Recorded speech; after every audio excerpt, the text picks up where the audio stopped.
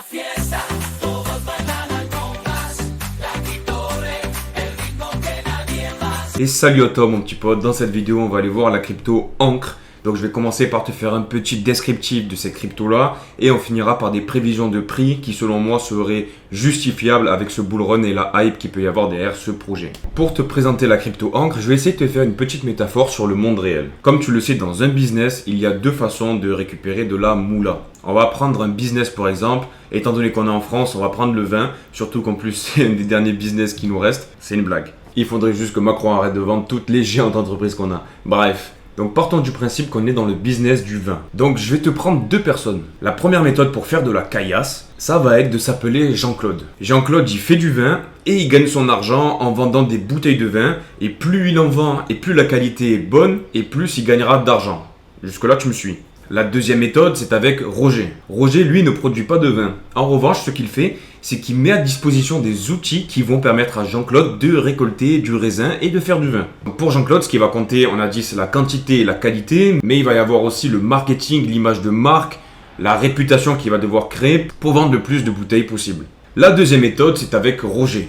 Roger ne produit pas de bouteilles de vin. En revanche, ce qu'il va faire, c'est qu'il va créer des outils et il va être fournisseur de Jean-Claude. Roger va par exemple construire des tracteurs ou de l'engrais qui vont permettre d'avoir des récoltes plus importantes ou du meilleur raisin pour améliorer la production de Jean-Claude. Donc Jean-Claude, lui, va devoir faire un marketing qui va toucher le plus de personnes possible, les petits gens comme toi et moi, et ça va coûter vraiment très cher.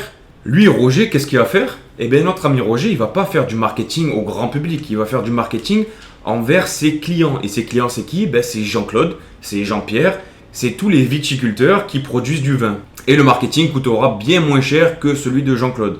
Et malheureusement, notre ami Roger, le fournisseur d'outils, lui, il sera plutôt dans l'ombre. Quand tu vas déguster ton verre de vin, tu ne penseras pas à lui. Plus on va boire de vin, plus il va y avoir de clients qui vont acheter des bouteilles de vin, plus les Jean-Claude vont se multiplier. Eh bien, le fabricant de tracteurs va en vendre 20 fois plus. Donc Roger va se faire les coronets en or. Alors pour la métaphore, encore, c'est Roger. Je pense que tu l'as compris. Plus les valeurs et le monde du Web3 vont être utilisés, et plus l'adoption va arriver, et plus il y aura d'utilisateurs. Et proportionnellement, plus Roger ou Ancre va vendre de la puissance de calcul et va s'enrichir. Donc tu l'as bien compris, Ancre se positionne comme un cloud computing, un peu comme iExec, comme Flux, et il y en a plein d'autres. On a Hathor Protocol, Helium, Render, Akash, Gaming, World Mobile Token, Arweer. Parce qu'un message que j'aimerais te faire passer, c'est qu'il y a pas mal de projets qui se disent décentralisés, mais qui au final vont sur des serveurs qui sont centralisés. Des serveurs comme AWS, autrement dit Amazon. Donc au final, pour des projets qui sont décentralisés, c'est un petit peu hypocrite parce qu'ils sont dépendants des géants comme Amazon ou Google. Finalement, qui vont apporter de la puissance de calcul et qui vont être considérés comme des nœuds du réseau. Donc pour être vraiment décentralisé, il faut avoir ces nœuds qui soient sur un réseau, qui soient répartis de manière individuelle à plein de personnes dans le monde. Mais il faut que des personnes acceptent de donner leur puissance de calcul. Et pour ça, il faut mettre la carotte. Parce que si demain tu crées un projet sorti de nulle part, il va falloir que tu persuades des gens ou des entreprises pour qu'on te donne de la puissance de calcul. De manière à créer des nœuds et du coup à héberger ton projet.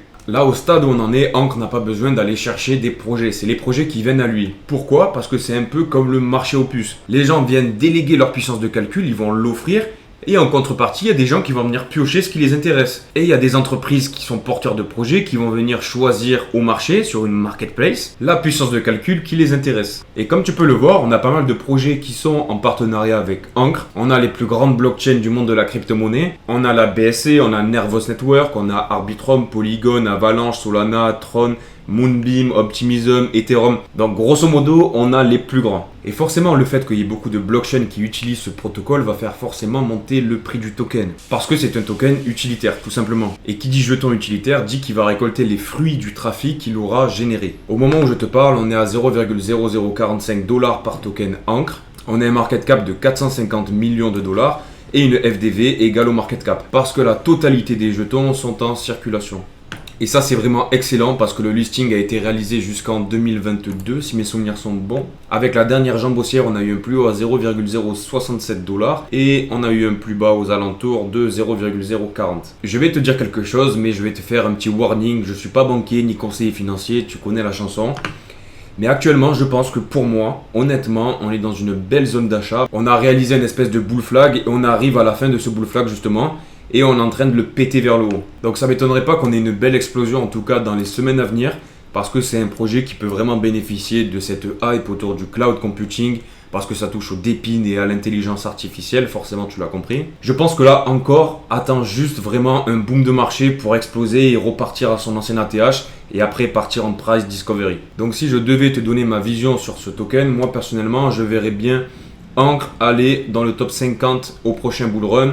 Et du coup dans ce tableau je t'ai mis en relation la position dans le market cap avec le pic précédent en 2021 et le pic potentiel qu'on pourrait avoir avec un ratio x2. Si on fait un x2 sur le dernier pic, au moment où on était, au prochain pic du bull run, tu fais un x2 sur le prix, ça te donne une idée de la tendance qu'on pourrait avoir. Et étant donné que le top 50 était à 3,9 milliards de dollars de market cap, ça m'étonnerait pas que ce token-là aille au moins à 7,8 milliards parce qu'il en a les capacités. Donc sur le market cap actuel, on est à 0,4 milliards de dollars. On a facilement un x20 devant nous. Donc comme tu le sais, je suis toujours transparent avec toi et je tiens à te dire que moi je suis rentré dans ce projet aux alentours de mi-février, tu vois, pour un prix avoisinant les 0,3 dollars. Donc je suis en positif, mais voilà, j'attends encore une poussée et je compte pas vendre dans les jours qui viennent, tu vois. Si tu souhaites acheter ce token, il est disponible sur Binance, sur Mexer, sur tous les plus grands échangeurs de crypto. Donc tu n'auras pas de galère en tout cas. Et les nouveaux crypto-friendly qui vont rentrer dans le market, ben forcément, ils auront de la facilité à acheter ce token parce qu'il est listé de partout.